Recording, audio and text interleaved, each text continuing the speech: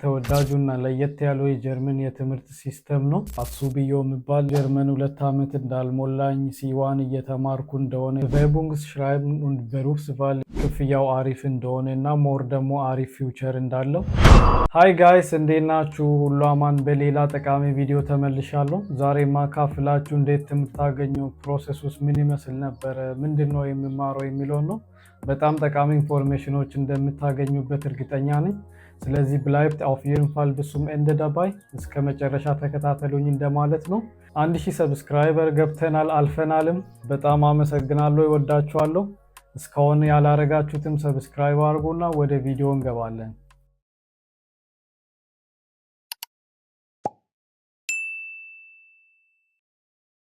ሁላችሁ ማረጋችሁት? እሺ አመሰግናለሁ። እንቀጥል። እኔ ለቋንቋ ፍላጎት እንዲኖረኝ ካሬ ቦታ አንዱ ትምህርት መማር መፈለጌ ነው፣ ያው በተማርኩት ለመስራት። ስለዚህ ገና ቢ1 ሌቭል ላይ ያለው ስለ ትምህርት መማር ወይ አውስቢልዲንግ ማድረግ አስብ ነበረ። አውስቢልዲንግ ማለት ተወዳጁና ለየት ያለው የጀርመን የትምህርት ሲስተም ነው። ከሀገራችን የቮኬሽናል ትምህርት ጋር ትንሽ የሚያመሳስለው ነገር አለው። ሁለት አይነት አውስቢልዲንጎች አሉ። እነሱም ሹሊሸ አውስቢልዲንግ und ዱዋለ አውስቢልዲንግ ይባላሉ። ሹሊሸ አውስቢልዲንግ የሚባለው እንደ ሀገራችን የቴክኒክና ሙያ ትምህርት ቤት በትምህርት ቤት ብቻ የሚደረግ ነው። ዱዋለ አውስቢልዲንግ ደግሞ ከትምህርት ቤት ተጨማሪ አንድ ድርጅት ውስጥ ተቀጥራችሁ በዛው በምትማሩት ፊልድ ስራ እየሰራችሁ የምትማሩበት ነው። ደሞዝም ይከፈላችኋል። የኔ ዱዋለ አውስቢልዲንግ ነው። የትምህርት ወይ ደግሞ የአውስቢልዲንግ ፍለጋ ጆርኒ የጀመረው ቢ1 ሊጨርስ አካባቢ ሌላ ሰፈር እያለው ነው። ካጠገቡ ማይኖቫ የሚባል የኤሌክትሪክ ኃይል አቅራቢ ድርጅት ነበርና አንድ ቀን ድንገት ፌስቡክ ላይ እነሱ የሚሰጡት የአውስቢልዲንግ ዝርዝሮች መጣልኝ። ከዛ ላይክ አድርጌ ያለፍኩኝ እና እንደገና ሌላ ቀን ደግሞ ሌላ መረጃ ይዞልኝ መጣ። እሱም እዚህ ሀገር ታግደር ኦፈነን ቱ የሚባል ድርጅቶች በራቸውን አንድ ቀን ለተወሰነ ሰዓት ለማንኛውም ሰው ክፍት የሚያደርጉበትና ሰዎች ሄዶ ድርጅቱን የሚጎበኙበትና ጥያቄ የሚጠይቁበት አለ። ፔጃቸው ላይ ያየሁት እሱን ነበር። ቀኑ ሲደርስ እጄ ሁሉንም ዲፓርትመንት ጎበኘው። አንዳንድ ዲፓርትመንቶች ደግሞ እዛው የስራ ልብሳቸውን ለብሶ ስራ እየሰሩ ያሳያሉ፣ ሰዎችም እንዲሰሩ ይጋብዛሉ። እኔ ለምሳሌ እዛን ቀን ይሄንን የጠርሙስ መክፈቻ ከብሎን ሰርቼ ይዤ ገባው። በጣም ደስ ይል ነበር። ስለዚህ እስካሁን አልጣልኩትም። መጨረሻ ላይ ወደ አይቲ ዲፓርትመንት ገብቼ አንዳንድ ጥያቄዎችን ከጠየኳቸው በኋላ አፕላይ ማድረግ እንደምፈልግ ነገርኳቸው። ከዛ እነሱም ሁሉንም ኢንፎርሜሽን የያዘ አንድ ፍላየር ሰጡኝ። ትንሽ ጠበቅኩኝና ልክ ቢቱን እንደጀመርኩኝ አፕላይ ያደረግኩኝ። ከጠሩኝም ቢቱ ጀምሬያለሁ ለማለት። ከጥቂት ቀናት በኋላ አንድ አይግኑንግስ ቴስት የሚባል ለትምህርቱ ብቁ መሆኔን የማሳይበት ፈተና ኦንላይን እንዲፈትን ከዴድላይን ጋር ላኩልኝ። ገና ለመስራት ከፍቶ በጣም ያስደነግጥ ነበረ። ኮንሰንትሬት ማድረግ የምትችልበት ቦታ፣ ማንም ሊረብሽ የማይችልበት ጭር ያለ ቦታ ምረጥ ምናምን ላል። ወደ መስራቱ ሲገባ ለካ የተለያዩ ፓርቶች አሉት። ለምሳሌ ጀነራል ናውሌጅ፣ የኮንሰንትሬሽን ፈተና፣ ጀርመንኛ፣ እንግሊዘኛ፣ ማትስ እያለ ያው አፕቲቲዩድ በሉት። ፈተናው በጣም ፈጣን ነው። ምን ያደርጋሉ መሰላችሁ? ለምሳሌ አንድ ፓርት 14 ረጃጅም ጥያቄዎች ካሉት 5 ደቂቃ ብቻ ይሰጣሉ። ስለዚህ ማንም እስከ መጨረሻ አይሰራም። እኔ ለምሳሌ ገና ጥያቄዎቹን ሳነብ ምናምን ያልቅብኝ ነበር፣ ምንም አልቻልኩም። ስለዚህ ከአንድ ሳምንት በኋላ እንዳልተሳካ ኢሜል ጻፉልኝ ማለት ነው። ትንሽ ተስፋ ቆርጬ እያለሁ የባቡር ሹፌር መሆንም በጣም ይፈልግ ነበር እና አንድ ቀን ኤስባን የሚባለውን ባቡር ልሳፈር ስል ማስታወቂያ ባቡሩ ላይ አይቼ ፎቶ አነሳው። እሱም በኤስባን ሹፌርነት አውስቢልዲንግ ማድረግ ለሚፈልጉ ነበረ። ከዛ ፎቶ ይዤ ወደ በራተሪኔ ወይ ደግሞ የምታግዘኝ ሴትዮ ጋር ይዤ ይዛው ነግሪያት አፕላይ አረገ። ስናረግ አንድ ቦታ የስራ ፍቃድ አለ ብሎ የሚጠይቅ ነበረ። ስላልነበረኝ የለኝም ብዬ ሞላው። እዚህ ሀገር አዲስ ስትሆኑ መጀመሪያ ትምህርቱን ወይ ስራውን ካገኛችሁ በኋላ ነው ለስራ ፍቃድ ደግሞ አፕላይ የምታደርጉት። አንድ ቀን የቢቱ ክላስ ውስጥ ሆኜ ከዶቼ ባን ወይ ደግሞ ከጀርመን ዋናው የባቡር ድርጅት አንድ ሰው ደወለልኝና ሲቪን ወደናልና አንዳንድ ነገር ልጠይቅ ይፈልጌ ነው አለኝ። እሺ ብዬ ካወራም በኋላ መጨረሻ ላይ ስለ ስራው ፍቃድ ጠየቀኝና አሁን ላይ የለኝም፣ ግን እናንተ ትምህርቱን ከሰጣችሁኝ የስራ ፍቃድ ይሰጠኛል አልኩት። እሺ እስኪ እናያለን ብሎ በዛው ቀረ ማለት ነው። የቢቱ ክላስ መማር ቀጠልኩኝና ከጥቂት ጊዜ በኋላ ደግሞ የባንክ ሰራተኛ ካልሆንኩኝ አልኩኝ። ስለሱ ደግሞ ሰውን ሳማክርና ለምታግዘኝ ሴትዮ ስነግራት ተዋሉኝ። ምክንያቱም ባንክ ኤቲኤም እየጨመረ ሰራተኛ እየቀነሰ ነው የሚሄዱ አሉኝ። ደግሞ ትክክል ነበረ። አስተውላችሁ ከሆነ ከመጀመሪያው ጀምሮ አሪፍ የሆነውን ትምህርት መማር ነው የምፈልገው። ከዛ በኋላ በቃ መፈለጉን ለጊዜው እርግፍ አድርጌ ተወኩኝና ቋንቋውን እየተማርኩኝ ዶክመንቶችን ወደዚህ ወደ ማስቀየር ስራ ገባው። ጎን ለጎን ግን ከአንድ ልጅ ጋር የተለያዩ ፊልዶች እያነሳን እንመካከር ነበረ። በዛ እያለን ፌብሩዋሪ 2023 ላይ ቢትዌን ጨረስኩኝ። በባለፈው ቪዲዮ እንደነገርኳችሁ ልክ በወሩ ሲዋን ጀመርኩኝ። እሱን እንደጀመርኩኝ ደግሞ የምታግዘኝ ሴትዮ የምትሰራበት ካሪታስ የሚባል ቦታ በቬርቡንግስ ሽራይብን und Berufswahl የሚባል የሲቪ መጽሐፍና ስለተለያዩ ፊልዶች ኢንፎርሜሽን የምሰጥበት ወርክሾፕ ሲጀምር ተሳትፌበት ብዙ ነገር ግልጽ ሆነልኝ። ለምሳሌ አይቲ ስር 4 የተለያዩ ፊልዶች እንዳሉ፣ ክፍያው አሪፍ እንደሆነ እና ሞር ደግሞ አሪፍ ፊውቸር እንዳለው እንደዛ ከሆነማ ብዬ ትንሽ አስቤበት እንደገና ለመሞከር ወስኜ ለምታግዘኝ ሴትዮ ነግሪያት እዛው በቬርቡንግ ወይ ደግሞ አፕሊኬሽን ማዘጋጀት ጀመረ። ከዛ እኔ በአይቲ ቶሎ ፕራክቲኩም ማድረግ እፈልጋለሁ ፈልጊልኝ አልኳት። ፕራክቲኩም ማለት ኢንተርንሺፕ ማለት ነው። አንድ የምትፈልጉበት ድርጅት ጋር አፕላይ አድርጋችሁ ከተቀበላችሁ ለተወሰኑ ሳምንታት እየሄዳችሁ ስራ እያያችሁ እያገዛችሁ እናንተም ኢንተሬስታችሁን አቅማችሁንም ደግሞ እያሳያችሁ ቻንሳችሁን የምታሰፉበት ነው። በኋላ እዛ ትምህርት ለመጀመር እዛም ካልሆነ ሌላ ቦታ ለመጀመር በጣም ወሳኝ ነገር ነው። ከዛ የምታግዘኝ ሴትዮ አሁን እንኳን አይሆንም ሌት ነው አለችኝ። እውነትም ደግሞ ጊዜው የመፈለግ አፕላይ የማድረግ እንጂ ፕራክቲኩም የመፈለግ ጊዜ አልነበረ። እዚህኛ ጋር አንድ የኮምፒውተር ቬርክሽታት ወይ ደግሞ ኮምፒውተር የምጠገንበት አለ፣ ልጠይቅልህ ገብተህ እያየ ትንሽ መማር ትፈልጋለህ ብላ ስጠይቀኝ አዎ አልኳት። እንደ አጋጣሚ ሆኖ እዛ የምሰራው ሰውዬ በጣም አሪፍ ነበረ እና ብዙ ነገር አሳየኝ። እኔም ሙሉ ኮምፒውተር ፈትቼ መግጠም ቻልኩኝ። ጎን ለጎን ደግሞ ኦንላይን ላይ 5 days ኮዲንግ ቻሌንጅ የሚባል የ5 ቀን የኮዲንግ ቻሌንጅ ፕሮጀክት ሰርቼ ሰርቲፊኬት ወሰድኩኝ እና በቬርቡንግ ወይ ደግሞ አፕሊኬሽን ውስጥ ጨመርኩኝ።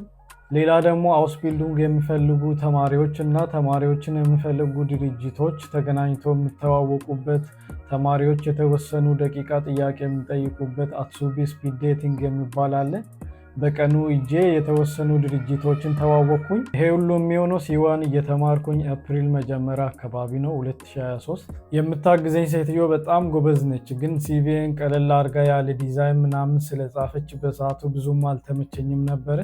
ስለዚህ በዲዛይን ምክንያት ብቻ ሌላ ቦታ ፈልጌ አግቼ እስከዛሬ በሚያስደመኝ ሁኔታ ጻፉልኝና ከፈለክም እዚህ ቅር እኛ አፕላይ እናደርግላለን፣ አንተ ምንም ማድረግ አይጠበቅብን፣ ለኢንተርቪው ስትጠራ እናሳውቃለን ምናምን አሉኝ።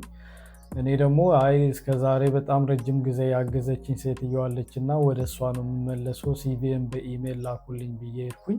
ጊዜው ኤፕሪል መጨረሻ አካባቢ ነበረና አፕላይ ማድረግ ጀመረን። የመጀመሪያ ቀን አይ ቲንክ ሐሙስ ቀን መሰለኝ ከእሷ ጋር 3 ቦታ አፕላይ ያደረገንና እኔ ዊከንድ ላይ 12 ቦታ ጨምሬበት 15 አድርጌ ስመጣ ከዚህ በኋላ በቃ በራሴ አርጋለችኝ። ግን እሷ ጋር መሄዴን አላቆምኩም። ሲሄድ አንድ ወይ ከበዛም 2 አፕላይ እናደርግ ነበረ። አጠቃላይ ወደ 25-26 ቦታ አፕላይ ያደረኩኝ፣ ምንም አላረፍኩም። ስፈልግና አፕላይ ሳረግበት የነበረው አንደኛና ዋነኛው አትሱቢዮ የሚባል ዌብሳይት ነው። ሁለተኛው የካምፓኒዎቹ ዌብሳይት ላይ ነው። ሶስተኛው ausbildung.de የሚባል ነው። አራተኛው ስቴፕስቶን የሚባል ዌብሳይት ላይ ነው።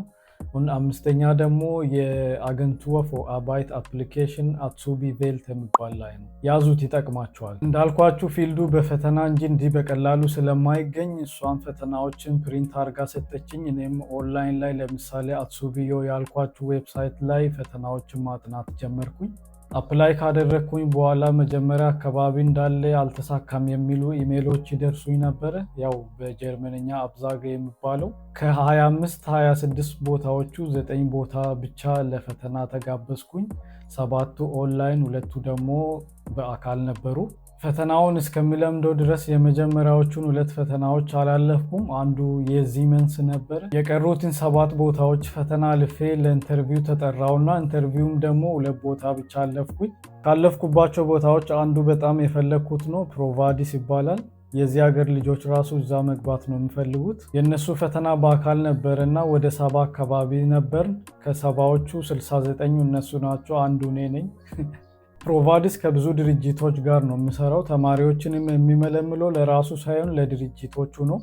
የእነሱን ትንሽ ለየት የሚያደርገው ምንድነው? ሰው እንደ ሌላ ቦታ 100% ድርጅቱ ጋር ሳይሆን 75% ድርጅቱ ጋር 25% ደግሞ ፕሮቫዲስ ጋር ሄዶ ሌላ ተጨማሪ ነገር ይማራል። በበትሪብሪሽ አውስቢልዱንግ ይባላል እና የራሳቸውም ካምፓስ አላቸው እዛ። ሆክስት ኢንዱስትሪ ፓርክ የምትሰሩ ሰዎች ካላችሁ በእርግጠኝነት አይታችሁ ታውቃላችሁ። ስለዚህ እኔን ዙቫግ ለሚባለው ድርጅት አሳልፈው ሰጡኝ። እነሱ ደግሞ ድራይቪንግ ላይሰንስ ክላስ ቢ ያለው ሰው ብቻ ነው የሚቀበሉት እና ሳይሆን ቀረ ማለት ነው። ወደ ድርጅት ስመጣላችሁ የእነሱ ትንሽ ይለይ ነበረ። ሁሉም ነገር በአንድ ቀን ነው። እንዴት መሰላችሁ? አፕላይ ካረኩኝ በኋላ ሲቪን ወደናል እና በእንደዚህ ቀን ከጠዋቱ 9 ተኩል እስከ 14 ሰዓት እኛ ጋር ልንጋብዝ እንወዳለን፣ ምሳም እኛ ጋር ነው አሉኝ። እሺ ደስ ይለኛል አልኳቸው። በቬቡንግ ስታግ ይባላል። ሁሉም ሲቪያቸው ያለፈ አመልካቾች በተመሳሳይ ሰዓት ይጠራሉ። በቀኑ እንደ አጋጣሚ ሆኖ የባቡር አድማ ነበረና በሳይክል ሄዳለሁ ብዬ ከወሰንኩኝ በኋላ ቼክ ሳረግ በየ30 ደቂቃ የምትሄድ ባቡር አለች እና እሷን ይዤ አንድ ስቴሽን ከሄድኩኝ በኋላ ሹፌሩ ራሱ ሳቅ ባቡሩ ወደ ሌላ ስቴሽን ዳይቨርት ተደርጎ ሹፌሩ ነገረን። ከዛ በጣም ደንግጬ ምን እንደማረግ ሁላ ግራ ገባኝ። ቶሎ ወርጄ ደውዬ እንደዚህ ሆነ፣ ስለዚህ በጣም ሌት ይሆናለሁ እና ልምጣ ወይስ ልቅር ስላቸው እግዚአብሔር ይስጣቸው ዝም ብለህ በደረስክበት ሰዓት ና አሉኝ። ወደ 50 ደቂቃ ሌት ሆኜ ስደርስ አንዷ ሰራተኛ ድርጅቱን ፕሬዘንት እያደረገች ነበረች። ጸጥ ብዬ ገባው። እሱ እንዳለቀ ደግሞ ወደ ግሩፕ ስራ ገባን። ዋናው ላማው ደግሞ ቲም ወርክ ላይ እንዴት ነው የሚለውን ለመፈተን ነው። ከተጠራነው 10 ሰዎች 7ቱን የተገኘው ነው እና 2 ግሩፕ ሆነን ሰራን። እሱን እንደጨረሰን የግል ፈተና ተፈተነን። ፈተናው ያጠናሁት ጋር ስለምመሳሰል በጣም ተመቸኝና አሪፍ አድርጌ ሰራሁት።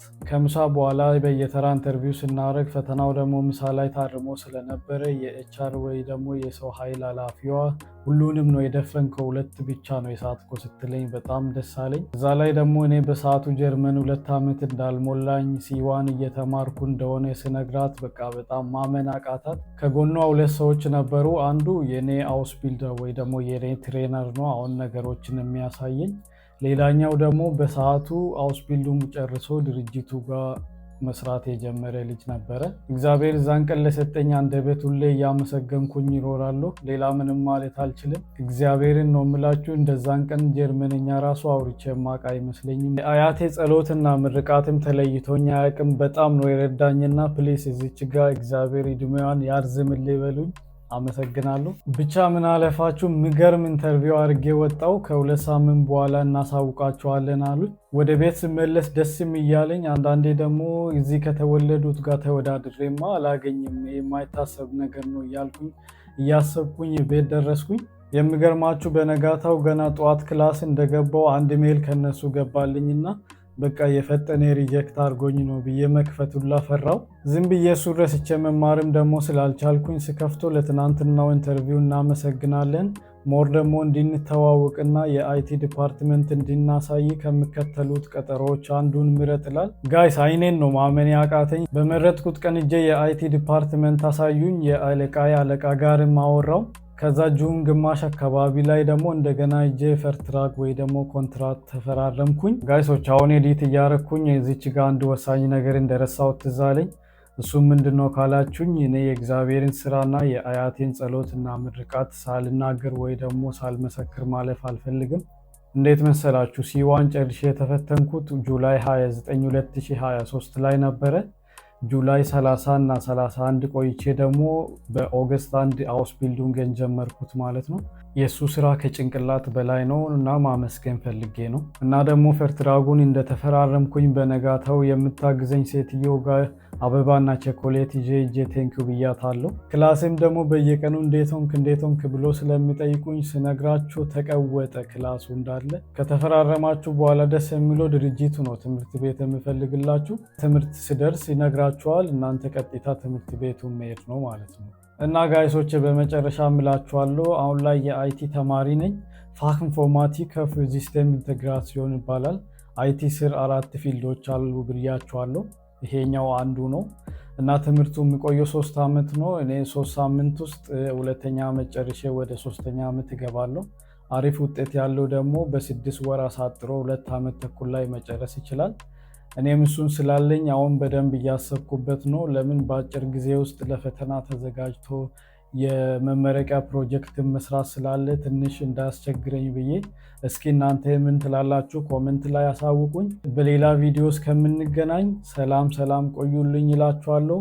ፒስ አውት ባይ